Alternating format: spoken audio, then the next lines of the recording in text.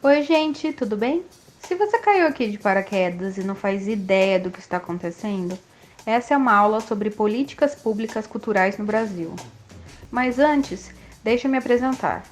Me chamo Marília, sou produtora cultural, sou bacharela em Ciências Sociais com ênfase em Ciência Política e tenho licenciatura em Ciências Sociais, ambas pela Universidade Estadual de Campinas.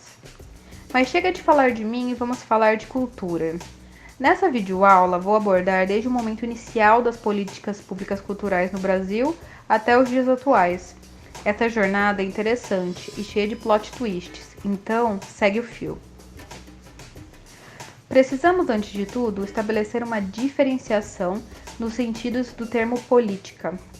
Como coloca o professor e pesquisador Leonardo Seck em seu livro Políticas Públicas, Conceitos, Esquemas de Análise e Casos Práticos, na língua portuguesa, diferentemente da língua inglesa, a palavra política é utilizada para definir dois processos diferentes. Para explicar o primeiro sentido, ele lança a mão da definição de política de Roberto Bobbio, que a define como atividade humana ligada à obtenção e manutenção dos recursos necessários para o exercício do poder sobre o homem. É o famoso processo de negociação de poder, realização de acordos políticos, etc., que em inglês é chamado de politics. A segunda definição, que é o sentido de política que vamos estudar nessa aula, é definida por Seck como orientações para decisão e ação, em inglês definida como policy. Relacionada à segunda definição, aponta Seck, reside o termo política pública, ou em inglês, public policy. Ao mesmo tempo em que ressalta que não há um consenso sobre a definição de política pública, Seck a define muito bem, ao afirmar que trata-se de uma diretriz elaborada para enfrentar um problema público, e ainda que possui dois elementos fundamentais: intencionalidade pública e resposta a um problema público. Em outras palavras, a razão para o estabelecimento de uma política pública é o tratamento ou a resolução de um problema entendido como coletivamente relevante. Agora precisamos entender o que é cultura. É importante frisar que a ideia de cultura é muito ampla e pode ter sentidos distintos para diferentes pessoas. Mas para falar sobre isso, vou utilizar a definição de Teixeira Coelho, que afirma que cultura se relaciona à ideia de uma forma que caracteriza o modo de vida de uma comunidade em seu aspecto global, totalizante. Então, podemos pensar que, em linhas gerais, a cultura está ligada às práticas de um determinado grupo e como essas práticas contribuem para a organização dos indivíduos pertencentes a uma comunidade.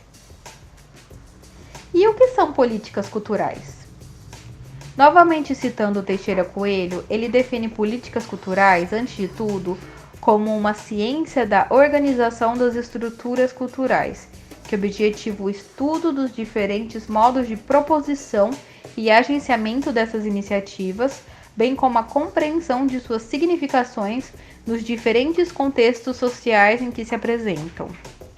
Para Coelho, as políticas culturais são ações que visam não apenas a promoção da cultura na sociedade, mas também o enriquecimento de suas representações.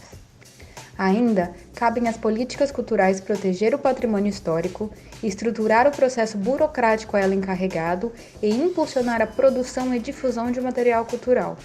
Tais ações podem ocorrer através de regulações jurídicas estatais ou por uma atuação mais próxima ao processo cultural em si. O autor ainda defende que um dos preceitos basilares que legitimam a política cultural é a ideia de que a cultura está diretamente ligada ao bem-estar social.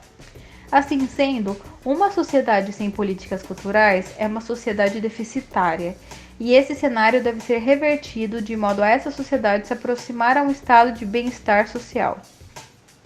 Bom, chegamos a um ponto em que é necessário fazer um parênteses muito importante.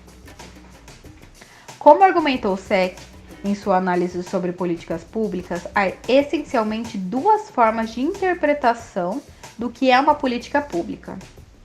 A primeira, aqueles que consideram a política pública monopólio de atores estatais, ou seja, apenas pode ser considerada política pública aquela coordenada pelo Estado, ou Uma abordagem, como o SEC define, multicêntrica, que defende que uma política é pública quando o objetivo é resolver ou mitigar um problema público, independente do ator social que a realize, seja o Estado, o setor privado, etc. SEC é adepto à abordagem multicêntrica, e assim como ele, o meu entendimento é o de que a política pública não é prerrogativa de atores estatais.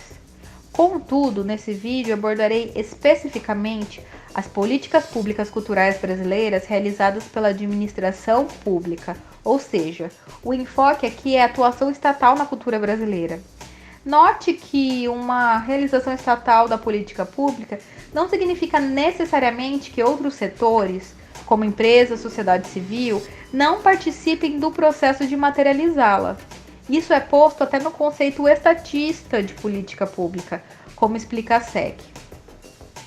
A abordagem estatista admite que atores não estatais até têm influência no processo de elaboração de políticas públicas, mas não confere a eles o privilégio de estabelecer e liderar um processo de política pública. Mas enfim, todo esse parênteses foi feito só para avisar que especificamente nessa aula, quando eu falar em políticas culturais ou políticas públicas culturais, estarei me referindo às políticas realizadas pelo Estado brasileiro.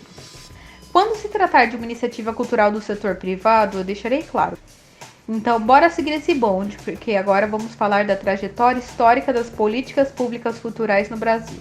Para falar sobre a trajetória histórica das políticas culturais no Brasil, utilizarei diversas fontes, mas especialmente usarei como referencial teórico os notáveis trabalhos dos autores Antônio Albino Canelas Rubim e Lia Calabre.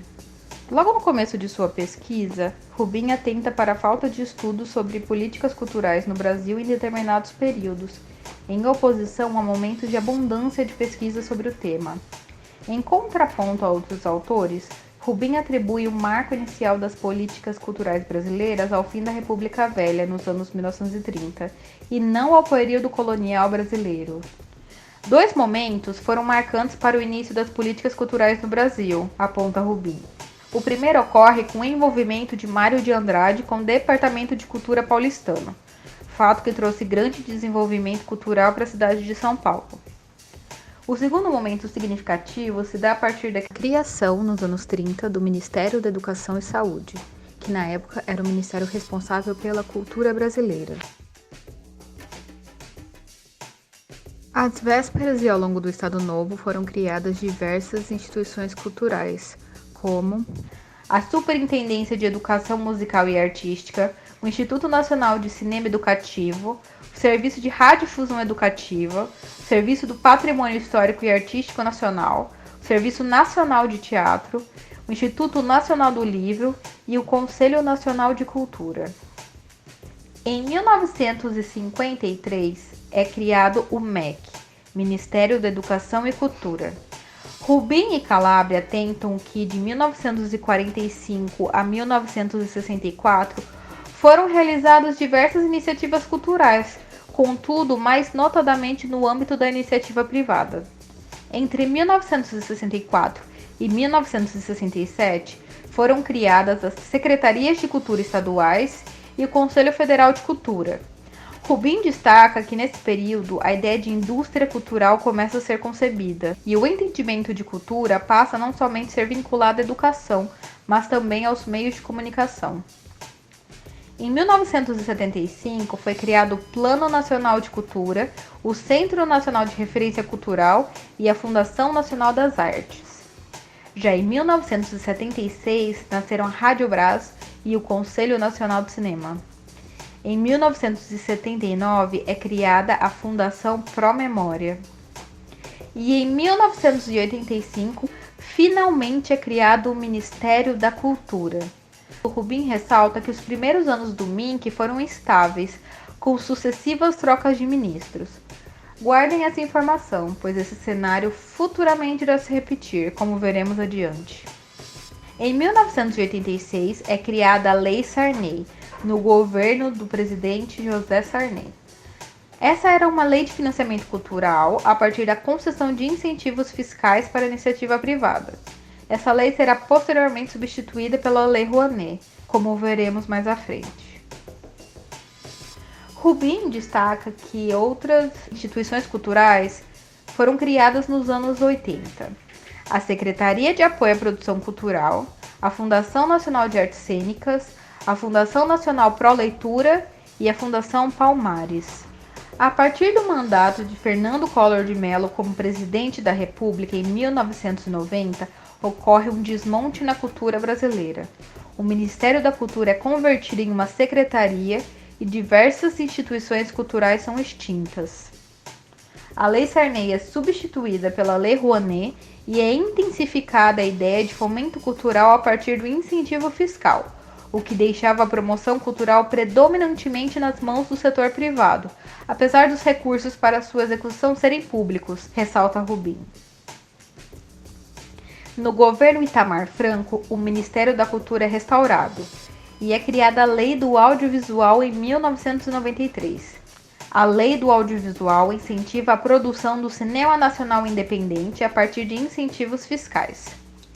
No governo Fernando Henrique Cardoso, os incentivos culturais ocorreram essencialmente a partir das leis de incentivos fiscais, o que convergia com a lógica neoliberal do governo. Contudo, como ressalta Lia Calabre, essas políticas culturais se tornaram uma fonte de marketing de grande importância para as empresas participantes. Nas palavras da autora, as alterações das leis de fomento ampliaram um mecanismo de exceção, o do abatimento de 100% do capital investido pelo patrocinador. Em síntese, isso significa que o capital investido pela empresa, que gera um retorno de marketing, é todo constituído por dinheiro público, aquele que seria pago de impostos. O resultado final é o da aplicação de recursos que eram públicos a partir de uma lógica do investidor do setor privado. Esta passou a ser a política cultural do Ministério da Cultura na gestão Effort. Essa lógica do governo FHC causou desdobramentos para o setor cultural, afirma Calabre.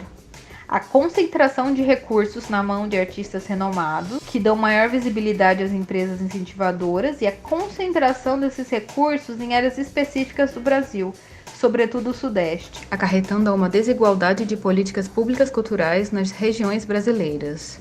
Ademais a essas políticas de incentivo fiscal, no governo FHC foi criada a Agência Nacional de Cinema, Ancine, e foi realizada uma reforma na Lei do Audiovisual.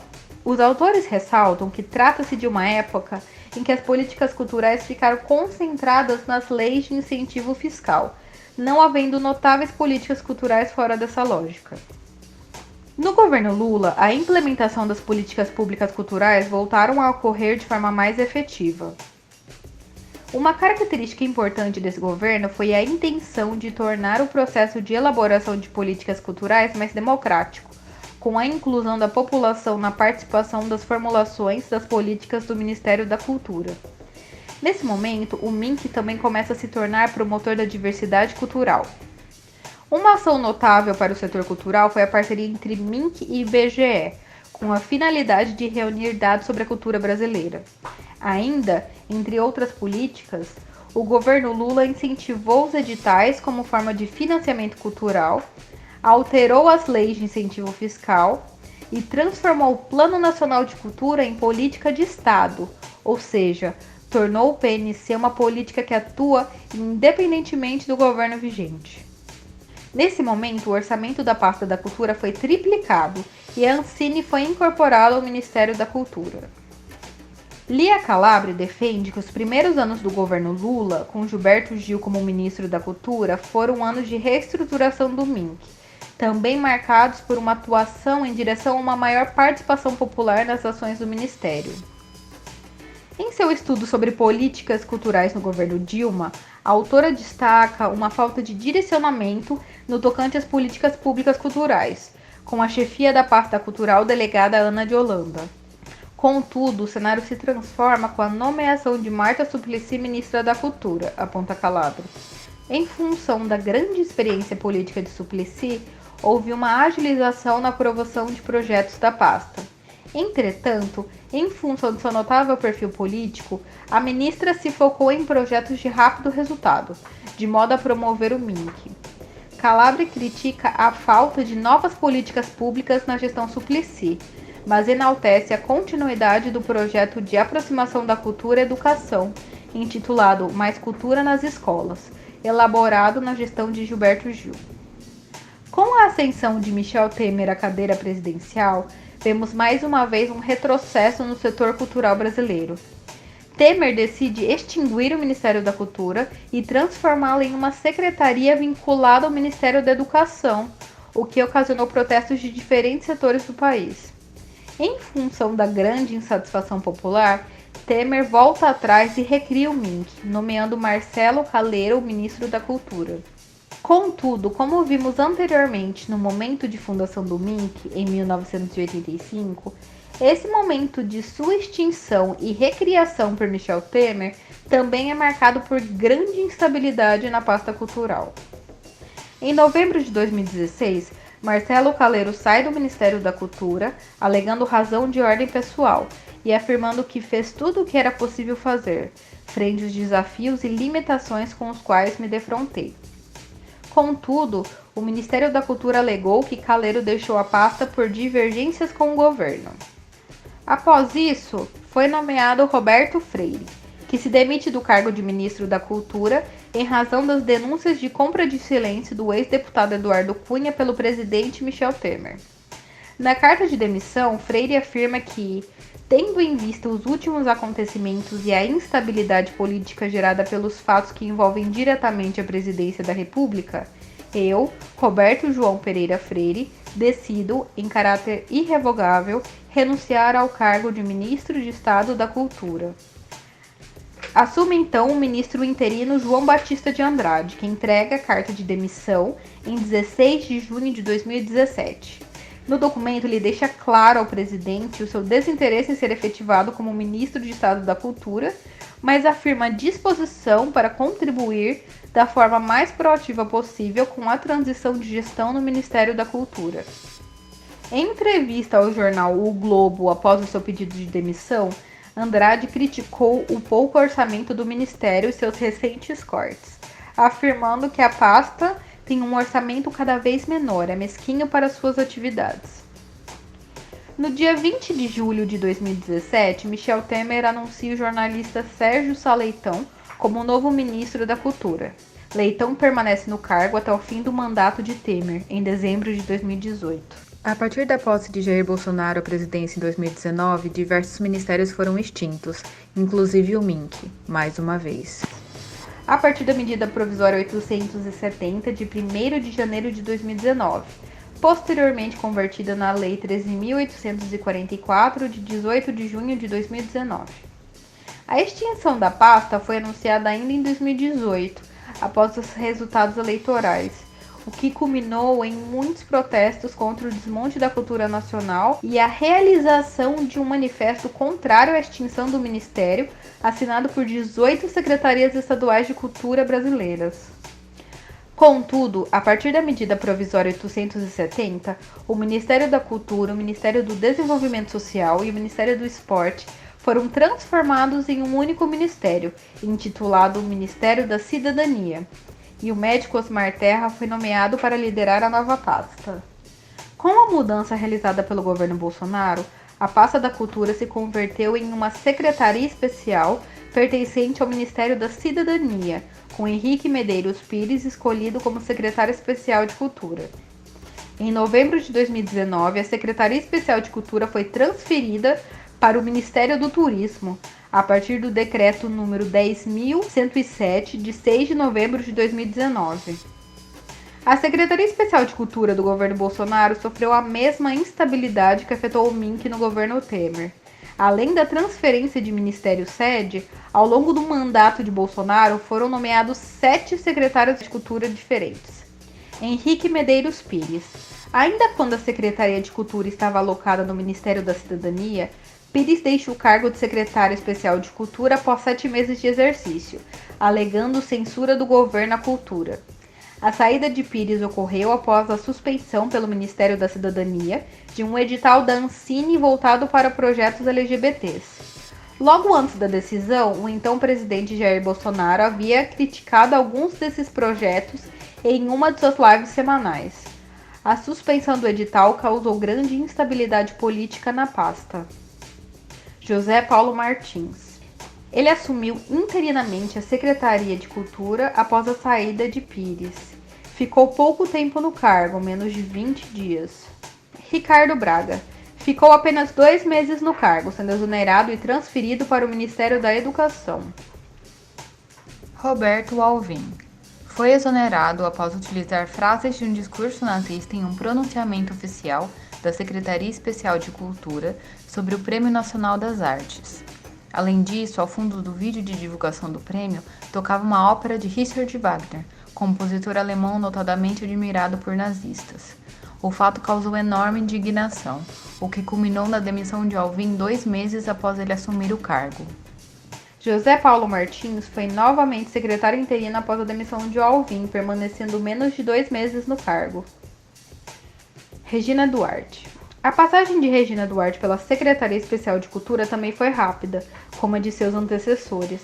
Apesar de ter sido aparentemente uma saída pacífica, muito já se especulava sobre a saída de Duarte do cargo por diversos motivos, como, por exemplo, a sua divergência com o governo em relação a nomes para compor a pasta. Mário Frias foi secretário especial de Cultura de junho de 2020 a março de 2022. Foi exonerado para concorrer a deputado federal por São Paulo nas eleições de 2022. Hélio Ferraz. Substituiu Mário Frias no cargo de secretário, lugar que ocupou até o fim do mandato de Jair Bolsonaro. Criação das leis Aldir Blanc e Paulo Gustavo. Financiamento cultural a partir de verba direta. Vamos voltar ao ano de 2020, que foi um ano terrivelmente difícil em âmbito nacional e internacional em função da pandemia de Covid-19. No Brasil, segundo dados do Ministério da Saúde, 194.949 pessoas morreram em 2020 vítimas da doença. Apesar de a Fiocruz posteriormente conduzir uma pesquisa que apontou que o número real de mortes em 2020 foi de 230.452. Em decorrência da pandemia, em 2020 foi decretado estado de calamidade pública no Brasil. E a partir desse cenário foi criada a Lei nº 14.017, de 29 de junho de 2020, mais conhecida como Lei Aldir Blanc de Apoio à Cultura, com o objetivo de atender o setor cultural, extremamente afetado pelo isolamento social. A lei homenageia o grande escritor e compositor Aldir Blanc, morto aos 73 anos em decorrência do novo coronavírus. Segundo o IPEA, Instituto de Pesquisa Econômica Aplicada, a Lei Aldir Blanc estabelece o repasse de recursos financeiros, 3 bilhões de reais, da União para os estados, Distrito Federal e municípios, visando auxiliar o setor cultural na pandemia de Covid-19, com atenção a artistas, contadores de histórias, produtores, técnicos, curadores, trabalhadores de oficinas culturais e professores de escolas de arte e capoeira, caso se enquadrem nos requisitos da lei. O valor repassado em uma única parcela, metade para os estados e metade para os municípios, tem o objetivo de financiar ações emergenciais de apoio ao setor cultural por meio de renda emergencial mensal aos trabalhadores e trabalhadoras da cultura, subsídio mensal para manutenção de espaços artísticos e culturais, microempresas e pequenas empresas culturais, cooperativas, instituições e organizações culturais comunitárias que tiveram as suas atividades interrompidas por força das medidas de isolamento social, e editais, chamadas públicas, prêmios, aquisição de bens e serviços vinculados ao setor cultural e outros instrumentos destinados à manutenção de agentes, de espaços, de iniciativas, de cursos, de produções, de desenvolvimento de atividades de economia criativa e de economia solidária, de produções audiovisuais, de manifestações culturais, bem como a realização de atividades artísticas e culturais que possam ser transmitidas pela internet ou disponibilizadas por meio de redes sociais e outras plataformas digitais. Desse modo, a primeira lei Aldir Blanc, logo mais eu falo porque chamei de primeira, foi uma política pública extremamente necessária para amenizar o impacto financeiro sofrido pelo setor cultural em razão da pandemia. E por que eu chamei a Aldir Blanc de primeira Aldir Blanc? porque em 2022 foi criada a proposta da nova Lei Aldir Blanc, ou Lei Aldir Blanc II, que instituiria a Política Nacional Aldir Blanc de Fomento à Cultura.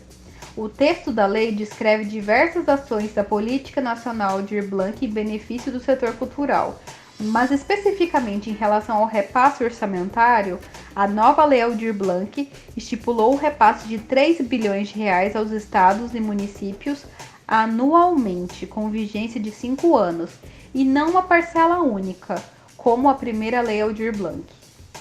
À época, o projeto de lei foi vetado integralmente pelo então presidente Jair Bolsonaro, mas o Congresso Nacional derrubou o veto presidencial e a Lei nº 14.399, de 8 de julho de 2022, foi promulgada. Agora vamos falar de outra lei de fomento à cultura criada no contexto da pandemia de Covid-19, a Lei Paulo Gustavo, ou Lei Complementar número 195, de 8 de julho de 2022. O nome da lei foi uma homenagem ao grande humorista Paulo Gustavo, vitimado pela Covid-19 em 2021, aos 42 anos. A Lei Paulo Gustavo prevê, em linhas gerais, o repasse de 3 bilhões 862 milhões de reais aos estados, municípios e Distrito Federal para serem aplicados no setor cultural com o intuito de abrandar o impacto financeiro sofrido pelo setor em decorrência da pandemia do novo coronavírus. Assim como a Lei Aldir Blanc II, em 2022, o projeto da Lei Paulo Gustavo foi vetado integralmente por Jair Bolsonaro, mas o Congresso Nacional derrubou o veto e a lei foi publicada em 2 de julho de 2022. Contudo, em agosto de 2022, o governo Bolsonaro publica uma medida provisória de número 1135 que adiava os repasses da Lei Aldir Blanc II para 2024 e da Lei Paulo Gustavo para 2023. Mas, em novembro de 2022, o Supremo Tribunal Federal suspende a medida provisória 1135/2022. Ufa, vários plot twists, hein? Mas não acabou. Luiz Inácio Lula da Silva é eleito presidente do Brasil nas eleições de 2022. E no dia 1º de janeiro de 2023, o presidente Lula recria o Ministério da Cultura, por meio do decreto 11.336/2023. E não apenas isso. Em 11 de maio de 2023, a Lei Paulo Gustavo é regulamentada pelo presidente Lula. A partir da regulamentação da lei, os estados e municípios terão até o fim de 2023 para selecionar os projetos que receberão financiamento. Em relação à regulamentação da Lei Aldir Blanc II, segundo o calendário do Ministério da Cultura, a lei será regulamentada entre junho e julho de 2023. Ufa, agora sim, chegamos ao fim dessa jornada. Torço para que essa videoaula tenha, ao menos um pouco, reiterado o quanto a cultura é vital para a sociedade. Essa videoaula, por exemplo, não teria sido possível se não fosse pelas políticas públicas culturais. Para quem acompanhou até aqui, espero que tenham gostado dessa viagem pelo setor cultural brasileiro. Um beijo e até mais!